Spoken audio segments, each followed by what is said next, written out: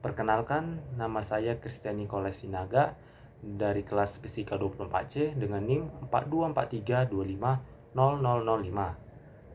Pada kesempatan kali ini saya akan membahas secara singkat yaitu rangkuman tentang buku yang berjudul Ilmu Sosial dan Budaya Dasar mulai dari bab 1 sampai dengan bab 6. Baik, saya akan mulai membahasnya. Pada bab 1 yang yaitu berjudul Pengantar Ilmu Sosial Budaya Dasar, yaitu yang disingkat dengan ISBD. ISBD itu membantu kita memahami manusia sebagai makhluk individu sekaligus sosial. Tujuan utamanya adalah membentuk cara berpikir yang kritis, rasional, dan humanis, agar kita memiliki kesadaran sosial, budaya, dan moral yang tinggi. ISBD juga mengajarkan kita untuk menghargai keberagaman dan nilai-nilai kemanusiaan dalam kehidupan bermasyarakat.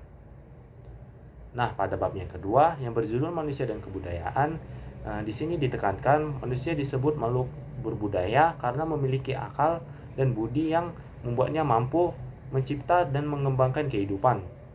Dari sinilah lahir kebudayaan yang mencakup bahasa, seni, dan teknologi. Kebudayaan selalu berubah melalui inovasi, difusi, dan akulturasi, terutama di era globalisasi. Oleh karena itu, penting bagi kita menjaga identitas budaya lokal sambil tetap terbuka terhadap perkembangan zaman. Pada bab yang ketiga yang berjudul Manusia dan Peradaban, di sini dijelaskan bahwa peradaban adalah puncak perkembangan kebudayaan manusia, meliputi kemajuan ilmu pengetahuan, teknologi, seni, dan nilai spiritual. Peradaban pertama lahir di Mesopotamia yang dikenal dengan penemuan tulisan paku dan sistem irigasi.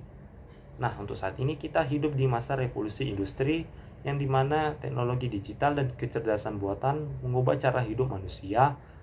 Tapi ada tantangannya, yaitu kita harus tetap adaptif, kreatif, dan beretika agar kemajuan teknologi tidak menghilangkan nilai kemanusiaan. Pada bab yang keempat, manusia sebagai individu dan masyarakat.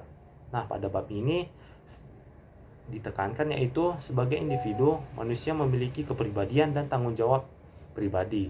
Namun sebagai makhluk sosial, manusia butuh orang lain untuk bekerja sama dan berinteraksi.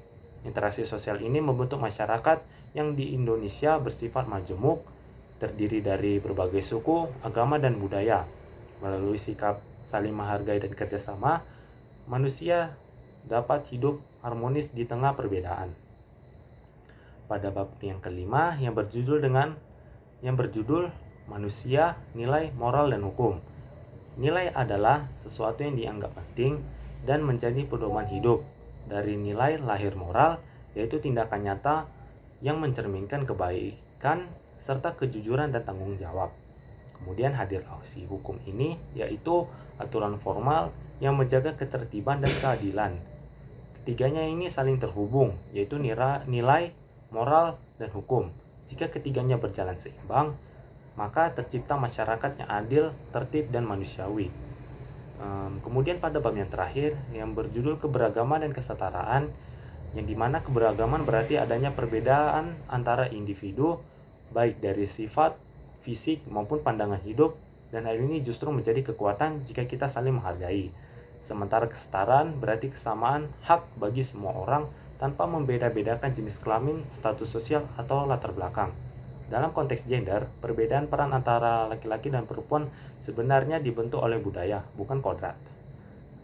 Masalah muncul ketika terjadi ketidakadilan gender seperti marginalisasi atau stereotip.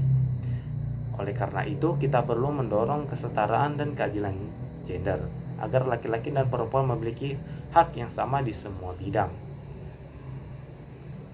Strategi global untuk mencapai hal ini yaitu memastikan setiap kebijakan pemerintah memperhatikan kesetaraan bagi semua pihak dalam dunia pendidikan maupun dalam aspek-aspek yang lain.